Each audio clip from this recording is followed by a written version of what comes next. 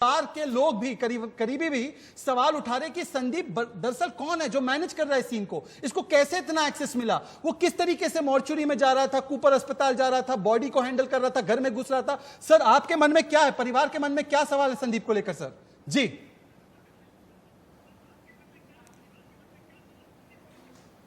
देखिए, हमारा शुरू से मानना है कि बहनें जो है संदीप सिंह को नहीं जानती थी। पिताजी तो उतना ज्यादा वहां जाते ही नहीं थे, इसलिए उनको तो आइडिया ऐसे भी नहीं था सुशांत के कौन दोस्त थे नहीं है। लेकिन जो बहनें जाती भी थी वो भी नहीं जानती हैं संदीप सिंह कौन थे। और संदीप सिंह खुद भी अपने इंटरव्यू में कह रहे हैं कि 10 महीने से उनकी शायद बात नहीं हुई थी या बहुत दिनों से उनकी बात नहीं हुई थी। तो अगर उनकी बात नहीं हुई थी तो सडनली मौत के दिन वो कैसे पहुंच गए और कैसे उन्होंने चार्ज ले लिया और कैसे सब कुछ वो कंट्रोल करने लगे एज इफ कि वो सबसे करीबी रिश्तेदार हो सुशांत सिंह के। तो इसलिए ये सब तो बहुत ही सवालिया निशान है जो कि सीबीआई इसको सुलझाएगी कि अल्टीमेटली उनका रोल क्या था और किससे किससे टच में थे और क्या क्या उन्होंने अदा किया अगर इस सारे क्राइम में अगर जो भी हुआ है। तो इसलिए संदीप सिंह के बारे में तो मैं इससे ज्यादा अभी बोलना ठीक नहीं समझता, क्योंकि अभी इन्वेस्टिगेशन चल रहा है बड़े एडवांस स्टेज में जी। तो उसके बारे में आज के दिन में बोलना मेरे हिसाब से ठीक नहीं है। और जहां तक रहा आपका दूसरा सवाल क्या था आपका? विकास सिंह जी एक सेकंड, मैं एक एक करके आ रहा हूं। आपने अभी जो बात कही है वो भी बड़ी महत्वपूर्ण और बड़ी बात है जिसको हमें नीचे ब्रेक करना चाहिए। पर मैं आपको दूसरा सवाल ये पूछ रहा हूं, जो इनकंसिस्टेंसीज है तमाम लोगों के वर्जन में जो 13 से 14 के बीच घटा, उसमें बड़ी इनकंसिस्टेंसीज निकल कर आ रही है, चाहे वो नीरज का बयान हो, चाहे वो सिद्धार्थ पिठानी का बयान हो। उस इनकंसिस्टेंसीज को आप कैसे देखते हैं? और सर एक नेबर ने आकर कहा कि 10:30 बजे लाइट बंद हो गई थी, आमूमन ऐसे लाइट बंद नहीं होती थी, और टाइम ऑफ डेथ भी पोस्टमार्टम में मौजूद नहीं है। तो पोस्टमार्टम को लेकर कई सवाल खड़े हो रहे जो हम 5 बजे और ब्रेक करने वाले हैं। पर सर आपका इस पर क्या टेक है? इनकंसिस्टेंसीज जो फ्लैटमेट्स थे, फ्लैट में रहते थे, उनके बयानों में, उसको आप कैसे देख रहे हैं? और सर के तमाम बयानों को हमें ब्रेक करना चाहिए। विकास सिंह परिवार के वकील बोल रहे हैं।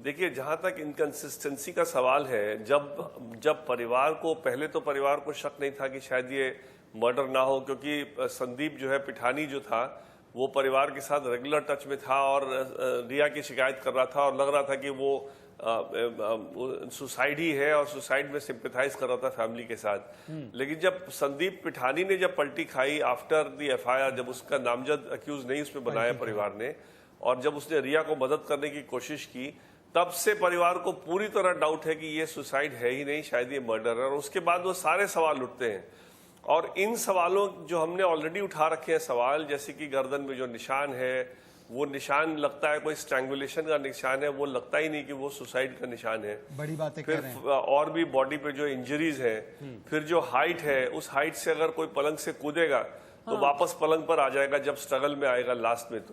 तो इसलिए अगर इन सब के बावजूद अगर इनकंसिस्टेंसी भी आ रही है तो इसका मतलब उनको कस्टोडियल इंटरोगेशन करना चाहिए। ये मामला बिल्कुल क्लियरली कस्टोडियल इंटरोगेशन का है और मेरे को उम्मीद है कि जल्दी से जल्दी मैं इस केस को इन्वेस्टिगेट करना चाह रहा हूँ। विकास जी, आपको क्या लगता है, क्या कातिल घर के अंदर था या फिर बाहर था? बहुत माइन्यूट चीजें मैं पूछ रहा हूँ, आपको क्या लगता है बताइएगा। 13 जून की रात को ही हत्या हो गई या 14 जून की सुबह में हत्या हुई है? हत्यारा एक था या फिर इससे ज्यादा? ये 3 सवाल इन्हीं के इर्द गिर्द कत्ल और कातिल की हथेली है।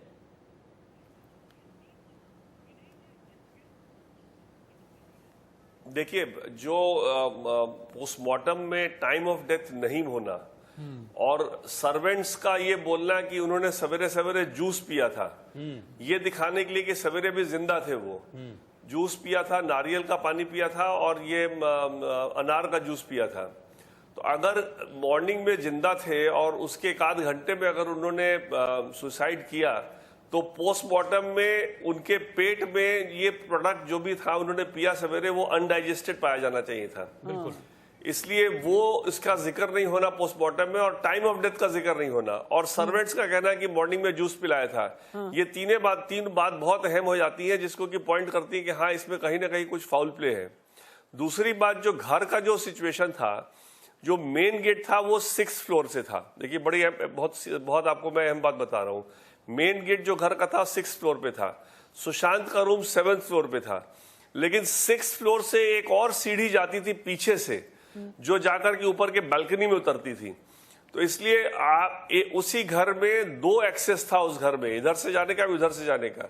अगर और वो सीधे 7th फ्लोर जाती थी, बाहर वाली सीढ़ी। तो अगर वो सीधे कोई अगर आदमी आया होगा, क्योंकि जो अगर स्ट्रैंगुलेशन का जो मार्क अगर है और स्ट्रैंगुलेट किया गया, तो सुशांत का जो बॉडी था इतना फिट था और खुद ही वो ब्लैक बेल्ट वगैरह थे, उन्होंने काफी कुछ कर रखा था, मार्शल आर्ट्स भी। तो उनको एक दो आदमी के बस का संभालना तो था नहीं। उनको संभालने के लिए पहले तो उनको बेहोश करना पड़ा जरूरी रहा होगा, या उनको इमोबलाइज करना जरूरी रहा होगा, या तो कुछ खिला पिला के कीजिए, क्योंकि खाना पीना सारे इनके आदमी दे रहे थे, बिल्कुल, या इनको जो स्टन गन की थ्योरी चल रही उस तरह से इमोबलाइज किया गया। और उसके बाद इमोबलाइज करने के बाद कोई उनका पैर पकड़ेगा तो दूसरा कोई उनका गर्दन खींच करके उनको स्ट्रैंगुलेट करेगा।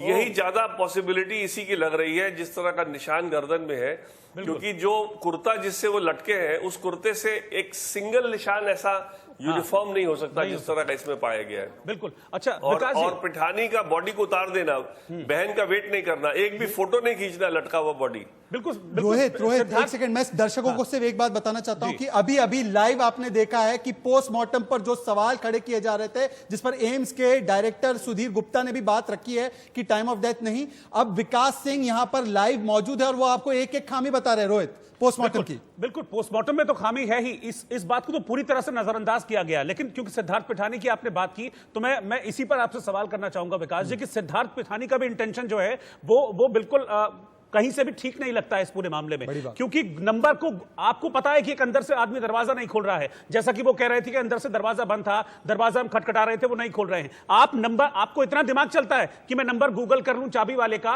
और वो भी लॉकडाउन में, जबकि 14 जून के आसपास बहुत सख्त लॉकडाउन था महाराष्ट्र में, मुंबई में है, और उसमें भी आप नंबर गूगल कर लेते हैं, फिर आप चाबी वाले को ढूंढ के लाते हैं, आप दरवाजा नहीं तोड़ते हैं। ये इंटेंशंस पर सवाल नहीं खड़े करते हैं सर उन लोगों के जो घर पे उस टाइम मौजूद थे?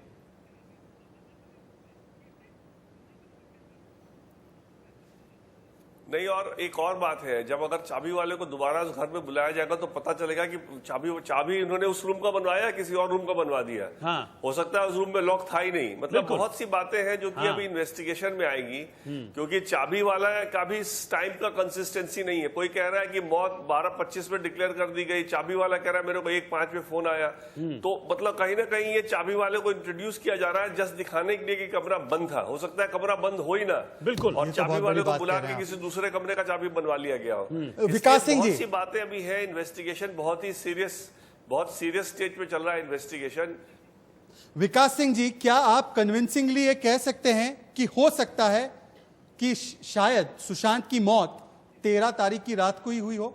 क्या इस पॉसिबिलिटी को रूल आउट किया जा सकता है पूर्ण तरीके से? हमें एक नैरेटिव दिया जा रहा है, सुसाइड लॉबी जिसे मैं कहता हूं, वो कहता है 14 तारीख को सुशांत ने सुसाइड कर लिया, मानसिक रूप से बीमार था सुशांत। पर मैं कहता हूं कि आप रूल आउट कीजिए कि 13 तारीख को उसकी मौत नहीं हुई है, हत्या, तथाकथित हत्या नहीं हुई है। क्या इसको रूल आउट किया जा सकता है इस स्टेज पर? देखिए सबसे अहम बात 14 के मौत का सबसे अहम बात, अगर मेरे से अगर एक ही बात पूछेगा सबसे अहम है तो ये है कि सुशांत के पेट में अनडाइजेस्टेड जूस का पाया जाना। अगर उसका जूस नहीं पाया गया उसके पेट में तो ऑब्वियसली वो मॉर्निंग का डेथ है नहीं, मॉर्निंग में जूस पिया नहीं, ऑब्वियसली रात का डेथ है, और टाइम ऑफ डेथ ना होना पोस्टमार्टम में। तो ये सब बातें जो है बहुत ही क्लियर पॉइंटर्स हैं। लेकिन अब क्या है कि चूंकि सीबीआई इस मामले में बहुत अंदर से बहुत डीप चला गया है, तो हम उम्मीद कर रहे हैं कि जल्दी हम लोग को कुछ खुलासा मिलेगा। जी विकास सिंह जी, एक सवाल मेरे मन में उठ रहा है और मैं चाहती हूँ कि आप भी उस पर अपनी राय जरूर रखें, क्योंकि मुंबई पुलिस की जो भूमिका है उस पर बार बार सवाल खड़े हो रहे हैं।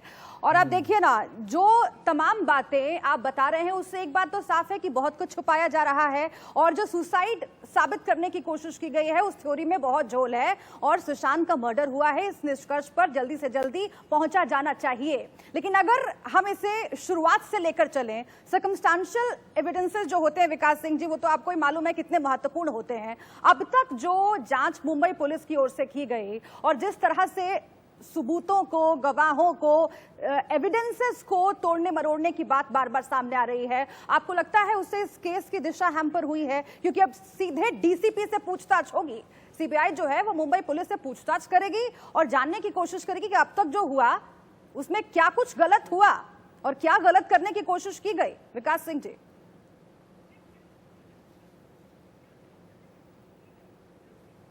देखिए बहुत काम तो जो मुंबई पुलिस ने किया है वो इर्रिपेरेबल डैमेज हो गया है इस इन्वेस्टिगेशन को।